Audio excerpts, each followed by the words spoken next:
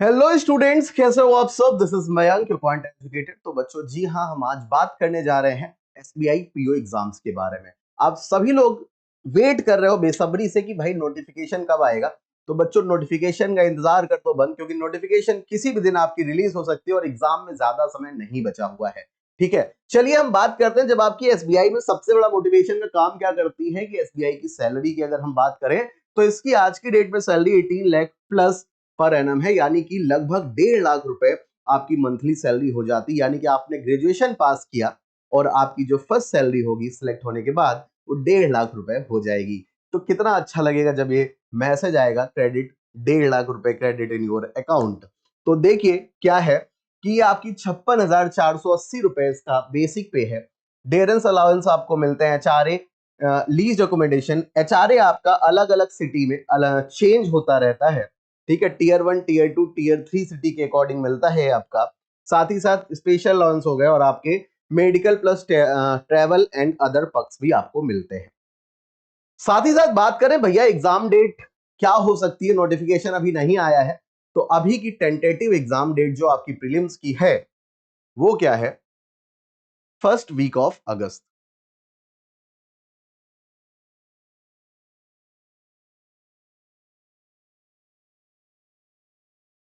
तो प्रीलिम्स की अगर हम बात करें तो प्रीलिम्स की एग्जाम डेट आपकी फर्स्ट वीक ऑफ अगस्त है।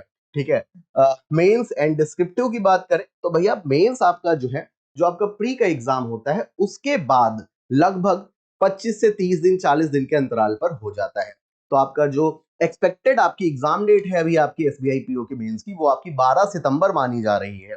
ठीक है, ये बात हो गई एग्जाम डेट की। साथ ही साथ बच्चों हम देख लेते हैं कि भाई प्री का पेपर में क्या आता है आपका, है ना। जब हम प्री के एग्जाम की बात कर रहे होते हैं तो इंग्लिश लैंग्वेज के आपकी 40 नंबर ऑफ क्वेश्चंस देखने को मिलते हैं। क्वांट्स के आपके 30 क्वेश्चंस देखने को मिलते हैं। रीजनिंग आपके 30 क्वेश्चंस देखने को मिलते हैं। यानी कि 100 क्वेश्चन 100 मार्क्स के लिए आपका पेपर में पूछा जाता है। और ड्यूरेशन यहाँ पर ईच पार्ट के लिए 20-20 मिनट होती है और टोटल ड्यूरेशन आपकी 1 घंटे यानी कि 60 मिनट हो जाती है।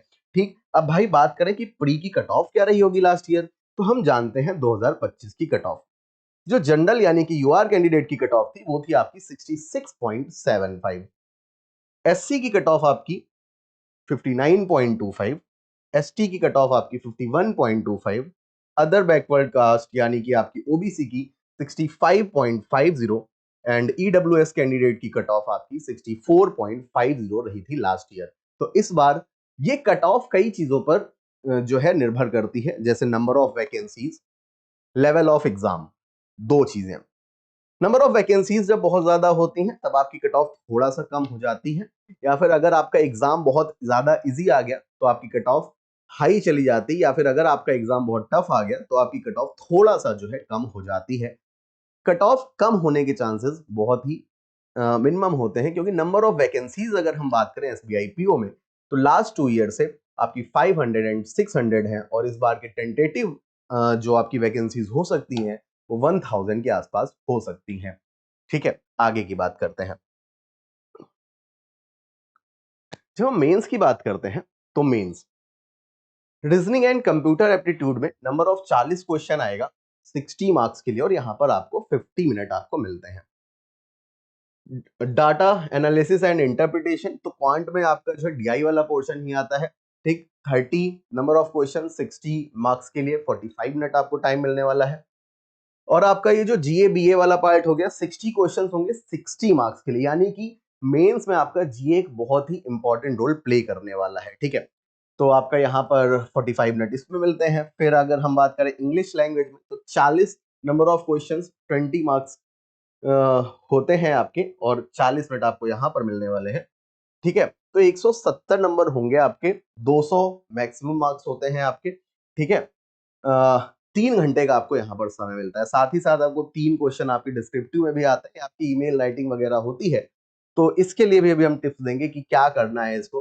ठीक, 30 मिनट आपको जो है डिस्क्रिप्टिव के लिए टाइम मिलता है। आगे की बात करते हैं।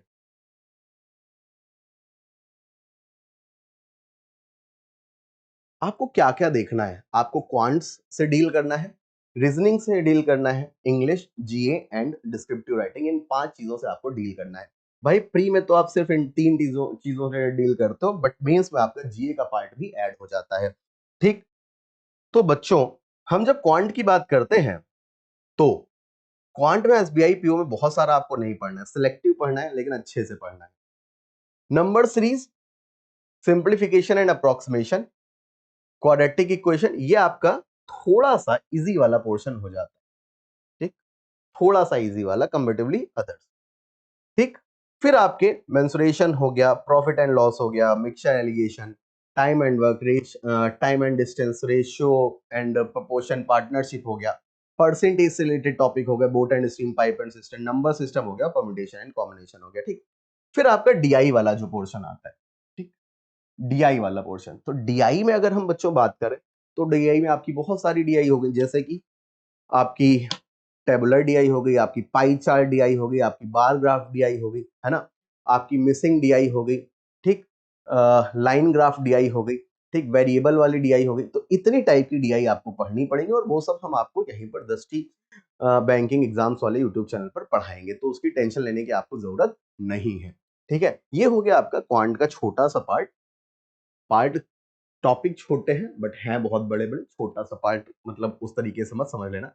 रीजनिंग में हम इंपॉर्टेंट बात करें तो भैया ये आपकी सीरीज हो गई, अल्फाबेटिकल एंड मिसलेनियस, कोडिंग वाला पार्ट हो गया, ब्लड रिलेशन वाला पार्ट हो गया, direction test, order and ranking sequence, inequalities हो गई, सिलॉग हो गया आपका, seating arrangement, puzzles, alphabet and number test, और ऑड वन आउट वाला पार्ट हो गया, data sufficiency and machine input और लॉजिकल रीजनिंग। इसमें सबसे ज्यादा जो रोल प्ले करता है वो सिटिंग अरेंजमेंट एंड पजल आपका प्ले कर रहा होता है। पजल्स भी कई तरह की होती हैं, फ्लोर पजल हो गई, बॉक्स पजल हो गई, फ्लैट पजल हो गई, है ना।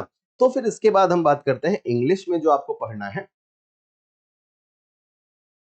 ये देखिए,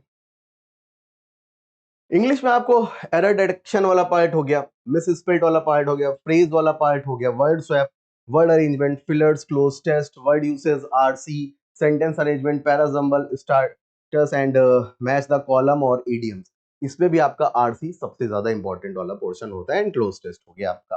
ठीक है, और पैराजम्बल्स भी होते हैं। भैया जीए की बात करें तो जीए, बी एंड सीए आपको सब कुछ पढ़ना है। ठीक है, करंट अफेयर्स, बैंकिंग अवेयरनेस पढ़ना है आपको। ठीक है ना। अच्छा, जीए और बीए की हेल्प से आप इंटरव्यू में भी आपको काफी हेल्प मिलती है। जब आप इंटरव्यू दे रहे होते हैं पीओ का, तो वहां पर जीए, बीए और इकोनॉमिक्स से रिलेटेड क्वेश्चंस भी आपके सामने आते हैं। तो जीए की तैयारी करते करते आप इंटरव्यू का भी कुछ प्रतिशत पार्ट तैयार कर लेते हो। ठीक है, इंटरव्यू के लिए अगर मैं टिप्स बताऊं तो बी कॉन्फिडेंट, अपने दोस्तों के बीच में रहो। ठीक है, तो उनको जो है ज्यादा से ज्यादा उन पर अग्रेसिव होने का मतलब कि अपनी बातों को रखो, अपनी बातों को इस तरह से रखो कि लोग माने। ठीक है ना, हर समय आप जो है एक वाद विवाद का काम करते रहो, लोगों के बीच में बैठ के जानकारी जुटाओ, और आपको ये चीजें काफी हेल्प मिलती हैं। ठीक, आगे की बात करते हैं, डिस्क्रिप्टिव राइटिंग। डिस्क्रिप्टिव राइटिंग भी आपका सेम पार्ट ही होता है। ठीक, डिस्क्रिप्टिव राइटिंग में आपको डेली जो आपके हिंदी ट्यूटोरियल्स हो गए, उससे आपको काफी अच्छी वोकैब्स की नॉलेज हो जाती है, वोकैब आप वहां से। साथ ही साथ जब आप जीए पढ़ रहे होते हो, जनरल अवेयरनेस या फिर करंट अफेयर्स पढ़ रहे होते हो, तो वहां से आप जो है डेली की चीजों से अवेयर रहते हो, आपको पता होता है कि क्या क्या हो रहा है। तो वहां से जब आप बहुत ज्यादा पढ़ाई करते हो, बहुत ज्यादा जैसे लाइक आर्टिकल्स पढ़ रहे हो तो या फिर नॉवेल्स पढ़ रहे होते हो, तो आपके दिमाग में कई सारी चीजें चलना शुरू हो जाती हैं। तो इससे भी आपको जो है जो आपका डिस्क्रिप्टिव राइटिंग है उसमें काफी हेल्प मिलती है। बहुत छोटी सी टिप्स है, बट ये बहुत ज्यादा हेल्पफुल है। जितना ज्यादा पढ़ोगे डिस्क्रिप्टिव राइटिंग, आप उतनी अच्छी कर पाओगे। ठीक, तो बच्चों आज का ये सेशन बहुत ही शॉर्ट और इतना ही था। All the very best. अगर आपको कोई डाउट होता है तो कमेंट बॉक्स में आप अपना डाउट लिख दीजिएगा, डेफिनेटली मैं उसको जरूर जो है कैटर करूंगा, उस पर जरूर वीडियो बनाऊंगा। ठीक, तो ऑल द बेस्ट, और वेट आपका बहुत जल्दी खत्म होने वाला है, नोटिफिकेशन किसी भी दिन आ सकती है। Thank you so much, till then bye bye, take care, thank you so much, जय हिंद, धन्यवाद, भारत माता की, लव यू ऑल बच्चों, बाय बाय। अब एग्जाम की तैयारी को और बेहतर करने के लिए हमारे चैनल को लाइक, शेयर और सब्सक्राइब करना ना भूलें।